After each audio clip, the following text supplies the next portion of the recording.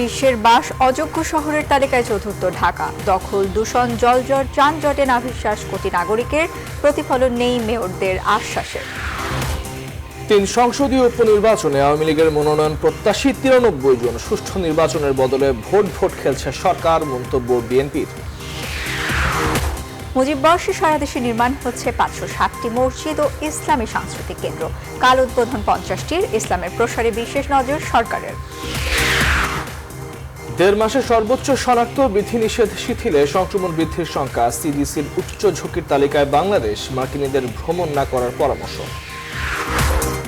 পরিস্থিতি বিবেচনায় 13 জুনও না খুলতে পারে শিক্ষা প্রতিষ্ঠান। টানা 14 মাস বন্ধে মানসিক চাপে শিক্ষার্থীরা, এলাকা ভেদে খুলে দেওয়ার পরামর্শ। ঢাকা এলিভেটেড এক্সপ্রেসওয়ে প্রকল্পে ধীর গতি, সময় মতো শেষ হওয়া নিয়ে সংশয়। 10 বছরে 4 দফা পিছিয়ে, অগ্রগতি মাত্র 26%। এবং কার্যজনিত নিষেধাজ্ঞা ওমানের বিপক্ষে মাঠের বাইরে জামাল ভুঁইয়া, রহমত মিয়া ও বিপুল আহমেদ। মোহামেডানকে সতর্ক করল বিসিবি।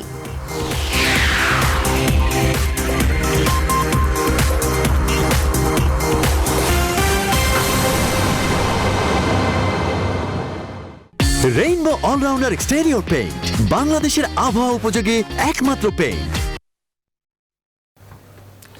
দর্শক সবাইকে স্বাগত। নিউজ 24 রাত 10টার সংবাদে। পুরো সংবাদ জুড়ে আপনাদের সঙ্গে আছে আমরা দুজন, আমি তামিমুর রহমান তন্ময় এবং আমি সানজিদা ইসলাম। শিরোনাম দেখছিলেন, এবারে পুরো খবর।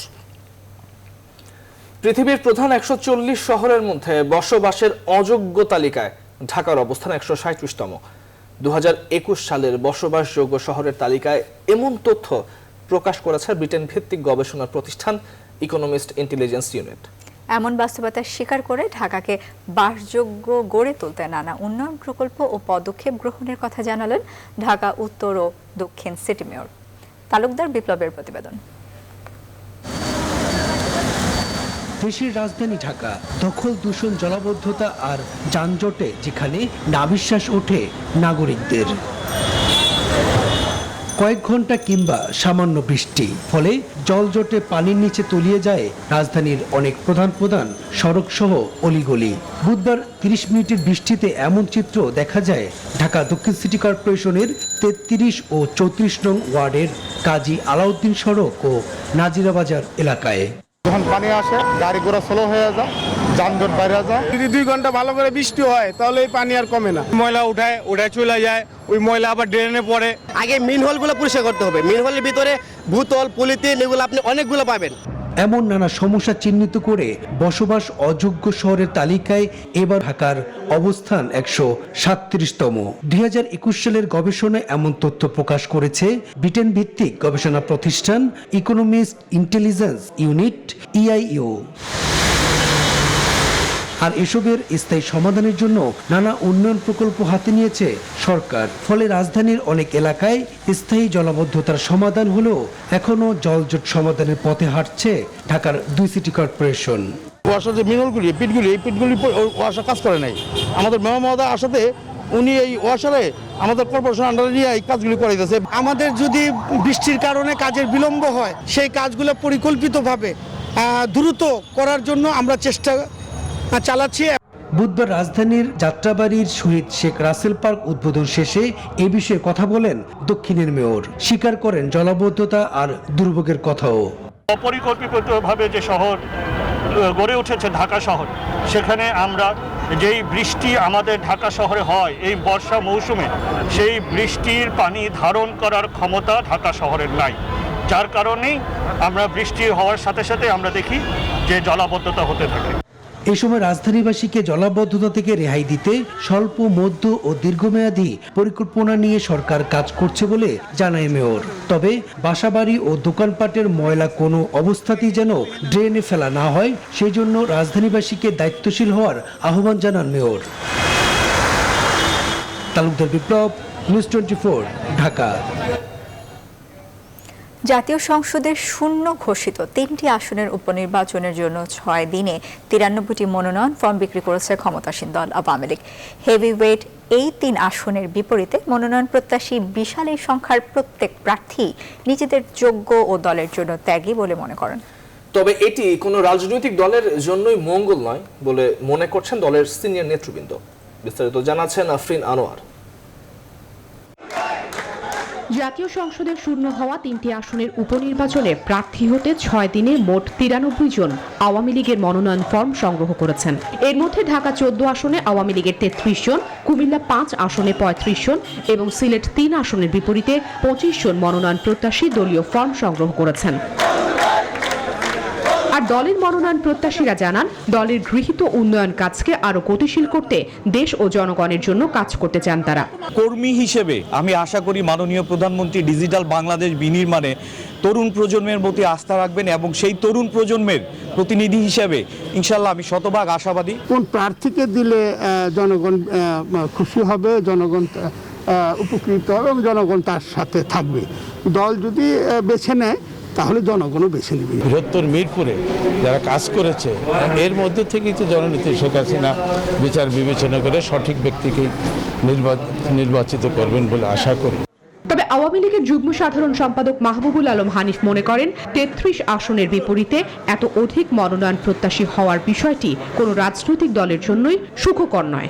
এরকম একটা নির্বাচনী এলাকা থেকে একাধিক প্রার্থী হওয়াটা অনেক সময় সংগঠনের কিছুটা দুর্বলতাটা প্রকাশ পায়। সংগঠনের ভিতরে যখন কোনো দুর্বলতা থাকে তখন এই ধরনের একাধিক প্রার্থী হওয়ার একটা আকাঙ্ক্ষা দেখা যায়। ধানমন্ডিতে আওয়ামী লীগ সভাপতির রাজনৈতিক কার্যালয়ে বৃহস্পতিবারই দলীয় মনোনয়ন নেওয়া ও জমা দেওয়ার শেষ দিন। তারপর দলীয় প্রধান ও প্রধানমন্ত্রী শেখ হাসিনার সভাপতিত্বে মনোনয়ন বোর্ডের সভায় চূড়ান্ত হবে 3 উপনির্বাচনে আওয়ামী লীগের দলীয় প্রার্থী।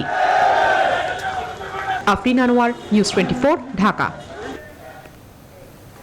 সুষ্ঠু ভোটে আওয়ামী লীগ জিততে পারবে না জেনেই ভোট খেলা হচ্ছে বলে মন্তব্য করেছেন বিএনপির নেতারা। বুধবার রাজধানীতে বিভিন্ন অনুষ্ঠানে তারা বলেছেন, দেশ স্বাধীনে শেখ মুজিবুর রহমানের কৃতিত্ব সবচেয়ে বেশি হলো আওয়ামী লীগ আর করোনা, এই দুই শত্রুই বাংলাদেশকে এখন তছনছ করে দিচ্ছে। আরফিন শাকিল জানাচ্ছেন বিস্তারিত।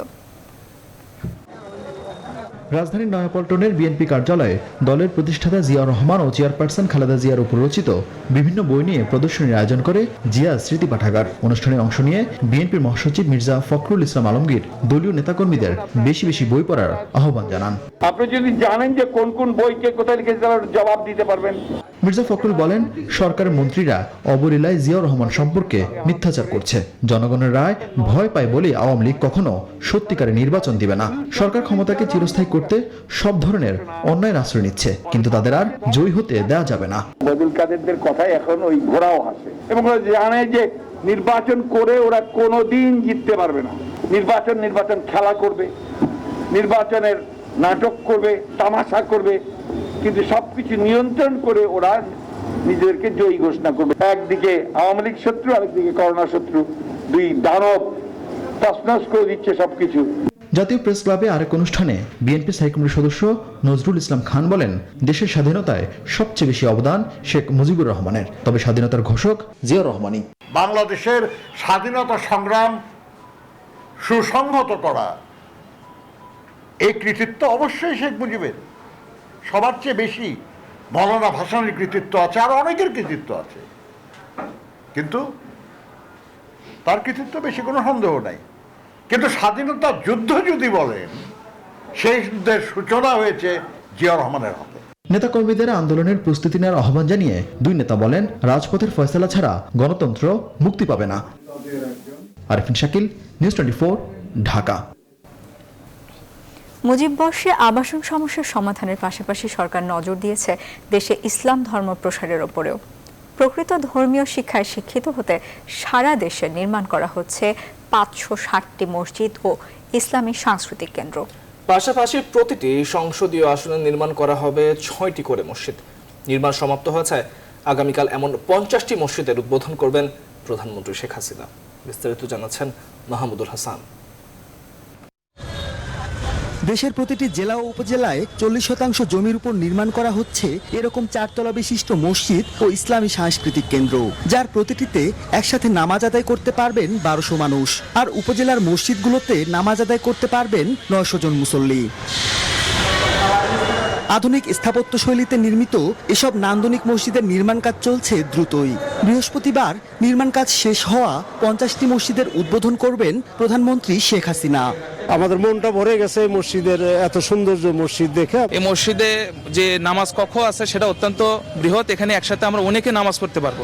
অত্যাধুনিক এসব ভবনে থাকছে হজ নিবন্ধন, ইমাম মুয়াজ্জিনের ট্রেনিং সেন্টার, শিশুদের আরবি শেখার সুযোগ। এছাড়া থাকবে হেফজোখানা, যেখানে প্রতি বছর তৈরি হবে 14,000 নতুন হাফেজ। এখানে শুধু নামাজ নয়, নামাজের পাশাপাশি এখানে ইমামদের প্রশিক্ষণের ব্যবস্থা আছে, বিদেশি পর্যটকদের জন্য আবাসনের ব্যবস্থা আছে, ইমাম মুয়াজ্জিনদের জন্য আবাসনের ব্যবস্থা আছে, মাদ্রাসা এখানে থাকবে, মহিলাদের নামাজের জন্য আলাদা ব্যবস্থা থাকবে। এই মসজিদগুলোকে কেন্দ্র করে আমরা একটা সুন্দর, একটা চরিত্রবান, একটা সমাজ গঠনে এই মসজিদগুলি অবদান রাখবে।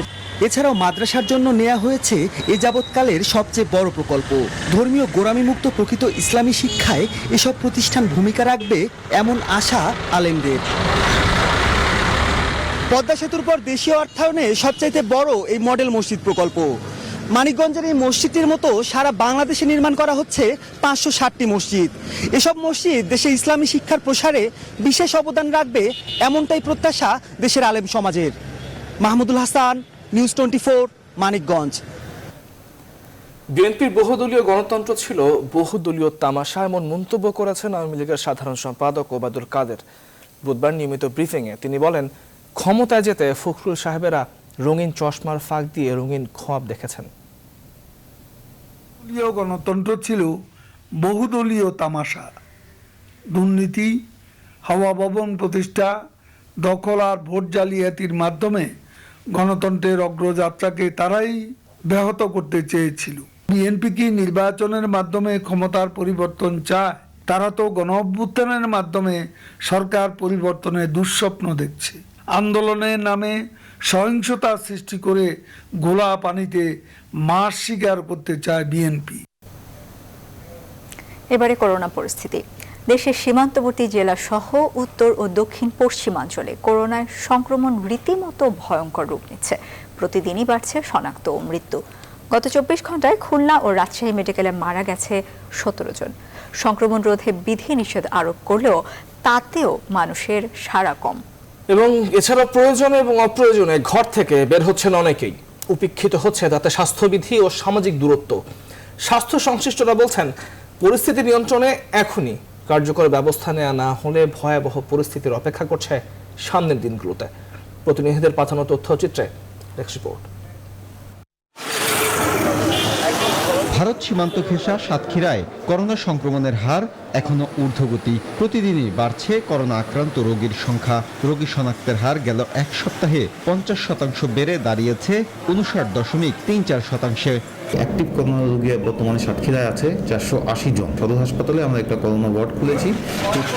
স্বাস্থ্য বিশেষজ্ঞরা বলছেন, ভোমরা স্থলবন্দরে ভারতীয় ট্রাক চালক হেলপারদের অবাধে চলাফেরা ও ভারত ফেরত করোনা আক্রান্ত যাত্রীদের অসচেতনতার কারণে বেড়েছে সংক্রমণ। প্রতিনিয়ত পণ্যবাহী কিছু গাড়ি আসছে, যে গাড়িতে ড্রাইভার, হেলপার সহ আরও 3-4 জন থাকেন।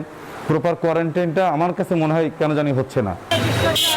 করোনার সংক্রমণ রোধে লকডাউন চলমান থাকলেও যে কোনো অজুহাতেই ঘর থেকে বের হচ্ছে মানুষ। একই চিত্র সীমান্তবর্তী আরেক জেলা যশোরে। সোমবার শনাক্তের হার 29% থাকলেও মঙ্গলবার তা বেড়ে দাঁড়িয়েছে 42%। করোনার সংক্রমণ রোধে মাস্ক পরা, স্বাস্থ্যবিধি মেনে চলার কথা বারবার বলা হলেও এখনো উদাসীন অনেকে। মাস্ক আছে অবশ্যই, আমি মাস্ক পরা হয়নি। লকডাউন চলা অবস্থায়ও 30% মানছে, 70% মানছে না। গেল 24 ঘন্টায় কুষ্টিয়ায় নতুন করে 67 জনের করোনা শনাক্ত হয়েছে। শনাক্তের হার 33.5%। এ পরিস্থিতিতে 7 দিনের জন্য লকডাউন দেওয়ার কথা বলছেন স্বাস্থ্য বিশেষজ্ঞরা। নিয়ন্ত্রণহীন ঘোরাফেরা যদি এগুলো থাকে, তাহলে সেই লকডাউনের কিন্তু খুব বেশি সফল হবে না। দিনাজপুরে গেল 8 দিনে 995 জন করোনায় আক্রান্ত হয়েছে। সংক্রমণ বেড়ে যাওয়ার মূল কারণ হিসেবে স্বাস্থ্যবিধি না মানার প্রবণতাকে দায়ী করেছেন সংশ্লিষ্টরা। Desk report, news 24। দেশের সীমান্তবর্তী জেলাগুলোতে করোনা সংক্রমণ রোধে স্বাস্থ্য অধিদপ্তর ঘোষিত বিধিনিষেধ শিথিল হলে পরিস্থিতি আরও খারাপ হবে। বুধবার করোনা বিষয়ক ভার্চুয়াল বুলেটিনে এই আশঙ্কা প্রকাশ করেছে স্বাস্থ্য অধিদপ্তর। ভার্চুয়াল বুলেটিনে সংস্থার মুখপাত্র অধ্যাপক ডক্টর নাজমুল ইসলাম আরও জানান, চৌঠা জুন থেকে দেশে সংক্রমণ বাড়ছে, যা গতকাল পর্যন্ত 12% বেশি হয়েছে। জয়পুরহাটে 25% বেশি, চাঁপাইনবাবগঞ্জে 29% বেশি এবং রাজশাহীতে 23% বেশি করোনা সংক্রমণ বেড়েছে জানিয়ে তিনি বলেন, করোনা নিয়ন্ত্রণে সীমান্তবর্তী কিছু জেলায় স্থানীয় প্রশাসন কঠোর বিধিনিষেধ বাস্তবায়ন করছে। এদিকে স্বাস্থ্য অধিদপ্তরের প্রেস বিজ্ঞপ্তিতে জানানো হয়, একদিনে দেশে গেল 24 ঘন্টায় নতুন করে 36 জনের মৃত্যু হয়েছে করোনায়। শনাক্ত হয়েছে আরও 2537 জন। এই মুহূর্তে কোভিড-19 চলমান যে ঢেউ চলছে তার বিস্তার ঠেকাতে জনগণের সহযোগিতা এবং সচেতনতা অত্যন্ত জরুরি। কঠোর স্বাস্থ্যবিধি মানা, সার্বক্ষণিকভাবে বাইরে যদি মাস্ক পরা এবং সামাজিক দূরত্ব মেনে চলা এই মুহূর্তে আমাদের সবচেয়ে গুরুত্বপূর্ণ কাজ।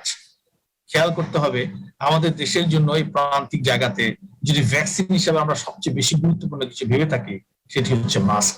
এই মাস্কটাকে ভ্যাকসিন হিসেবে ব্যবহার করতে হবে। আমরা স্বাস্থ্য অধিদপ্তর থেকে সকলের সহযোগিতা একান্তভাবে কামনা করছি। কিন্তু আমাদের প্রান্তিক পর্যায়ে অথবা বর্ডার জায়গায় যেসব সংক্রমণ বৃদ্ধি পাচ্ছে তার ছায়া এখন এসে পৌঁছেনি। কিন্তু বর্ডার জায়গাতে অথবা প্রান্তিক জায়গাগুলোতে যদি সংক্রমণের মাত্রা বাড়তেই থাকে, তাহলে কিন্তু এই কেন্দ্রে অথবা সেন্ট্রাল জায়গাতেও ধীরে ধীরে কিন্তু খালি সজ্জা কমে যাবে। বাংলাদেশকে করোনা সংক্রমণের দিক থেকে অতি উচ্চ ঝুঁকিপূর্ণ দেশের তালিকায় রেখেছে centers for disease control and prevention CDC. Bangladesh সহ মোট 61 দেশ এই তালিকায় রয়েছে। সিডিসির মহামারীর মধ্যে এসব দেশে ভ্রমণ না করার পরামর্শ দিয়েছে যুক্তরাষ্ট্রের নাগরিকদের। সংস্থাটি দেশগুলোকে মোট 4টি ভাগে ভাগ করেছে। ভাগগুলো হলো অতি উচ্চ ঝুঁকিপূর্ণ, মোটামুটি ঝুঁকিপূর্ণ এবং নিম্ন ঝুঁকিপূর্ণ। বাংলাদেশের মধ্যে সবচেয়ে খারাপ অবস্থার দেশগুলোর মধ্যে রয়েছে।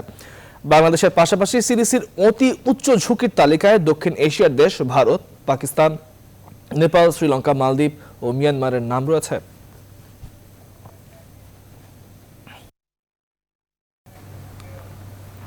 দিন, সপ্তাহ বা মাস নয়, 14 মাসেরও বেশি সময় ধরে বন্ধ দেশের সব শিক্ষা প্রতিষ্ঠান।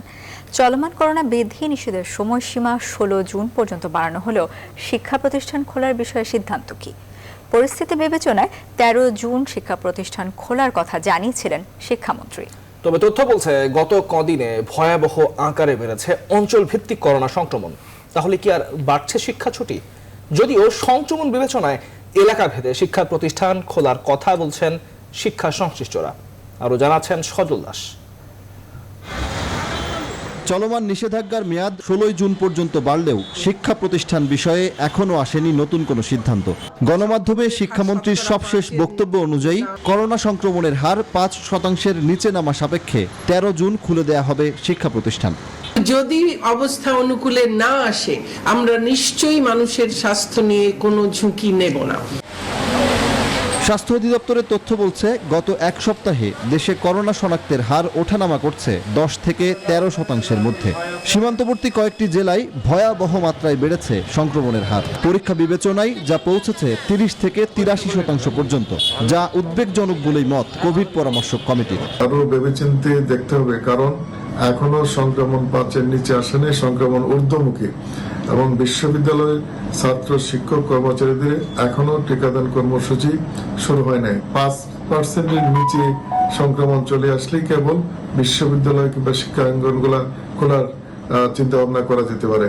কিন্তু আর কতদিন? দেশের শিক্ষা ব্যবস্থার ভবিষ্যৎ আর শিশু মনস্তত্ত্ব ভাবাচ্ছে শিক্ষা সংশ্লিষ্টদের। সংক্রমণ বিবেচনায় এলাকা ভেদে শিক্ষা প্রতিষ্ঠান চালুর কথা বলছেন এই বিশেষজ্ঞ। সরকারের উচিত হবে যে সমস্ত এলাকায় করোনা সংক্রমণের হার নগণ্য, চর, হাওর, বাওর প্রত্যন্ত অঞ্চলে, চা বাগান এলাকায়, সেখানে পরীক্ষামূলকভাবে শিক্ষা প্রতিষ্ঠান খুলে দিয়ে দেখা।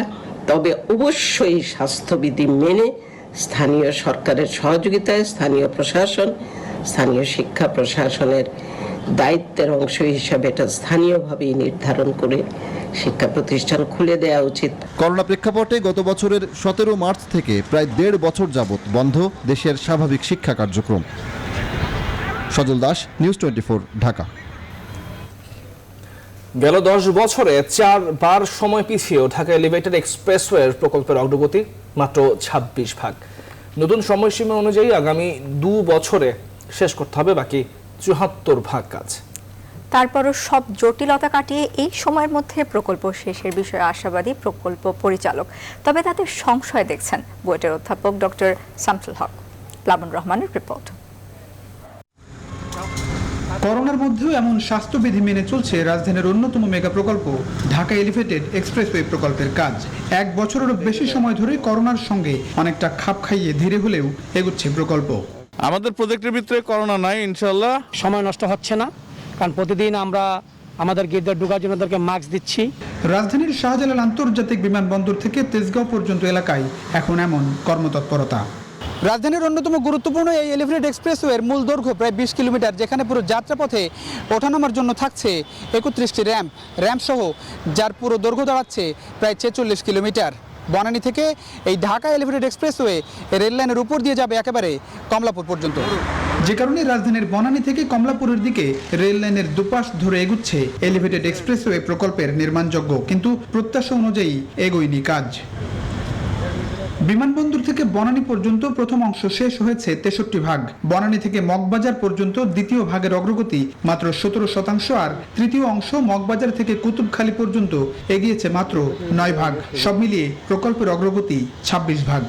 আমরা করোনার মধ্যে কাজ আমরা বন্ধ রাখি নাই, কাজ পুরোদমে চলছে। কাজের সুবিধাতে আমরা 3টা ধাপে কাজটা বাস্তবায়ন করছি। প্রথম ধাপ এবং দ্বিতীয় ধাপের কাজটা একই সাথে, মানে 2টা কাজই বর্তমানে সমানতালে চলছে। 2011 সালে ভিত্তিপ্রস্তর স্থাপন, প্রকল্প শেষের টার্গেট ছিল 2017 সাল, কিন্তু বাস্তবে কাজই শুরু হয় 2016 সালে। শেষমেশ 4 দফা সময় বেড়ে এখন প্রকল্প শেষের নতুন লক্ষ্য 2023 সালের জুন। 2023 সালের জুনে আমাদের টার্গেট আছে, হয়তো কিছুটা হবে। এখন কাজের গতি অনেকটা ভালো, অগ্রগতি ভালো। আমরা চেষ্টা করছি নির্দিষ্ট সময়ের মধ্যে কাজ শেষ করা। পিপিপি ফ্রেমওয়ার্কে করা হয়েছিল, এটা এখনো না হওয়াতে অত্যন্ত দুর্বল থেকে দুর্বলতর হয়ে যাচ্ছে। গতি প্রকৃতি দেখে মনে হচ্ছে এটা আস্তে আস্তে ঢিলে ঢালাভাবেই চলবে। সুতরাং লক্ষ্যমাত্রা থাকা ভালো, টার্গেট ওরিয়েন্টেড কাজ করা যাবে, কিন্তু এর আয়োজনের দিক থেকে বোঝা যাচ্ছে যে এটা লক্ষ্যমাত্রা অর্জন করতে পারবে না। প্রায় 19.73 কিলোমিটার দীর্ঘ এই উড়াল সড়কে বিভিন্ন জায়গায় ওঠানামার জন্য থাকছে 31টি র্যাম্প। সব মিলিয়ে এই এক্সপ্রেসওয়ে শেষ হলে প্রতিদিন 80,000 যানবাহন চলবে বলেই আশা, যাতে রাজধানীতে স্বস্তি ফেরার আশায় কর্তৃপক্ষ। প্লাবন রহমান, নিউজ 24, ঢাকা। মুক্তিযোদ্ধা শামসুদ্দিন আহমেদকে হেনস্থা ও হুমকি দেওয়ার প্রতিবাদে চট্টগ্রামে পুলিশি বাধা উপেক্ষা করে চিরাগী পাহাড় মোড়ে বিক্ষোভ মিছিল ও সমাবেশ অনুষ্ঠিত হয়েছে। মুক্তিযোদ্ধা সম্মান রক্ষা পরিষদের ব্যানারে বিক্ষোভ সমাবেশে মুক্তিযোদ্ধাদের হেনস্থা, দুর্নীতি, ইয়াবা ব্যবসা সহ নানা অপকর্মের অভিযোগে হুইপ শামসুল হক, তার পুত্র শারুন এবং হুইপের ভাই নবাব চৌধুরীর শাস্তি দাবি করেন সেখানকার বক্তারা। পরে সেখান থেকে একটি বিশাল মিছিল নগরীর বিভিন্ন সড়ক প্রদক্ষিণ করে ওয়াসা মোড়ে গিয়ে শেষ হয়। ডেস্ক রিপোর্টে বিস্তারিত। চট্টগ্রামের পটিয়ায় বীর মুক্তিযোদ্ধা শামসুদ্দিন আহমেদকে লাঞ্ছনা ও প্রাণনাশ